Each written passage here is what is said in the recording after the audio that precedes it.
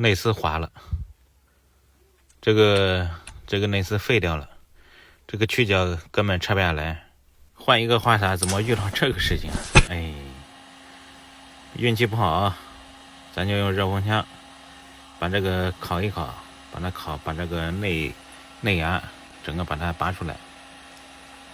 拔出来过后，然后再用那个修复器，就修复的内牙再重新烫一个上去。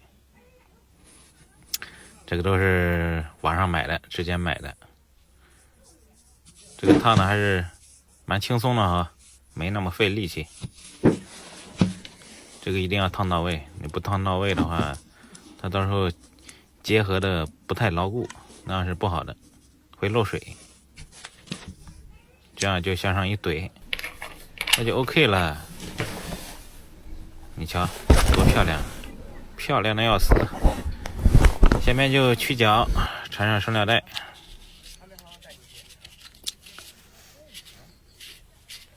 这个缠的时候，绳料带一定要一次性打够啊！你打的少了，到时候也会有漏水的风险。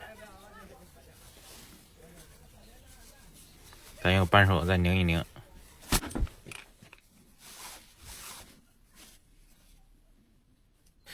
哎，怎么感觉不对呀？感觉不对，这个手感不对，还能又滑了吗？突然想起来，刚才冷却的时间短了。你冷却的时间短，它里边还是软的，这样一拧肯定动。大意了。咱用记号笔标记一下，看一下到底是不是滑了。确实滑了哦。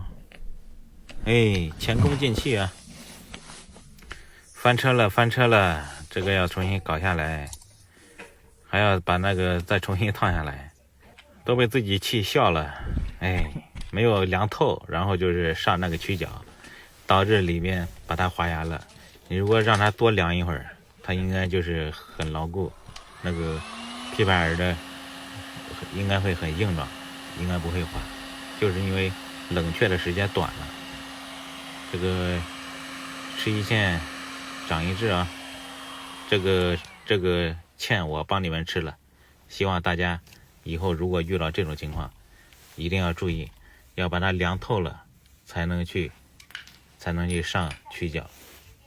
这个内牙拆下来过后，这个多余的这个还要把它清理掉，趁现在还比较软和。你清理掉了，等会儿烫另一个的时候，它稍微好烫一些，因为现在里边料子太多了，太堵了。这个外面突出的，我们直接用美工刀就可以把它切掉了。现在还是有温度的，还是蛮软的。你看刀子一切，你看这个软度，那个上曲角它怎么可能不滑牙？是不是？哎，失误啊！里面的刀是削不到的，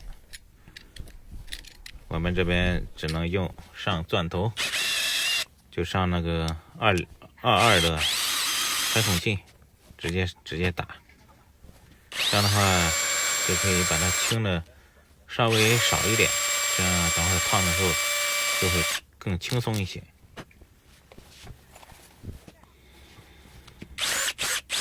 不够的话再打一点，里边是够了，外边的边上还差一点意思，外边边还有点毛刺儿，把它修一修，把它修的利利索索的。搞这个准备工作一定要做好，准备工作做好了，下边烫的就非常简单。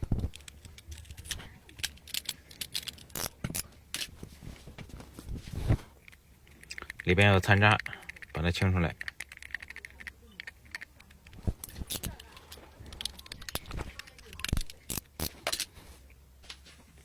下面再烫啊！这次一定要给自己提个醒，搞好了冷却20分钟再来上。这个烫的时候一定要不着急，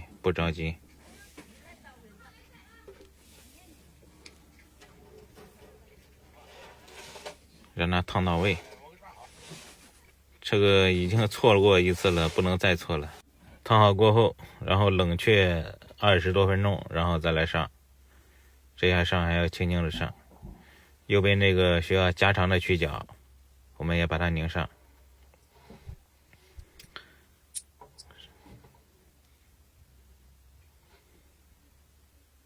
调个大概位置，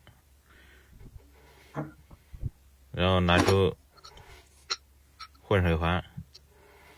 我去，怎么差距这么多啊？他墙上的才13，墙上孔距才13，他这瞎搞。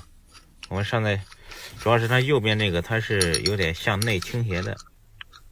哎，人家原来怎么可以上得上？他原来的距离小嘛。咱现在只能换曲角，这边换一个拐的大的，然后右边它原来不是斜着的吗？咱换一个万向的曲角。这两个一上，突然发现左边那个距离蛮宽敞的啊，感觉就是直接就换成普通的曲角应该就可以。再把那个拐的大的曲角把它拆下来，然后换上拐的小的，就是普通的曲角。你说这事闹的，一会这样一会那样的，烦死了。这样普通的曲角加上这个万向的曲角，哎，它就合适了。可能这个万向的曲角它拐的稍微多一点啊，因为刚开始的时候它就缺少那一丁点儿。原来如此，这是算运气好呢，还是算运气差呢？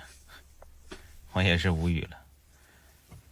这个曲角生拉带打足，然后直接就拧在上面。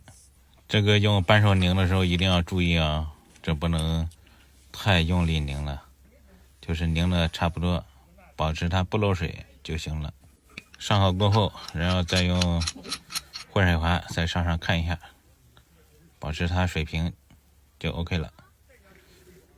然后拆下来，右边这个万向的曲角要有2颗螺丝固定，把它上。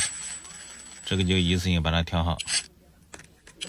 这个上好过后，然后就2个装饰盖都要把它装上去。这个曲角里带的这个装饰盖还是蛮好的，蛮硬朗的，它也比较大。